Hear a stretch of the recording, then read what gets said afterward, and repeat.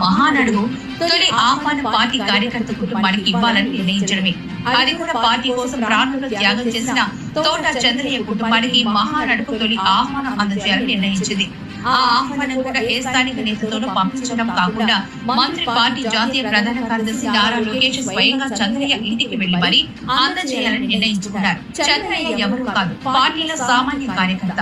తన చివరి రక్తం బొట్టు వరకు తెలుగుదేశం పార్టీలో ఉన్నారు. ఆ పార్టీ కోసమే పనిచేశారు. జగన్ రాక్షస పాలన సాగుతున్న కాలంలో వైసీపీ గూండాల చేతిలో హతమయ్యారు. చంద్రయ్య తెలుగుదేశం జెండా మోయడమే వైసీపీ గూండాలు ఆయన హత్య చేయడానికి కారణం. పల్నాడు జిల్లా మాచర్ల నియోజకవర్గ పరిధిలోని గుండ్లపాడు గ్రామానికి చెందిన తోట చంద్రయ్య 2022 జనవరి 13న స్థానిక వైసీపీ నేతలు అత్యంత పాశవికంగా గొంతు కోసి హత్య చేశారు.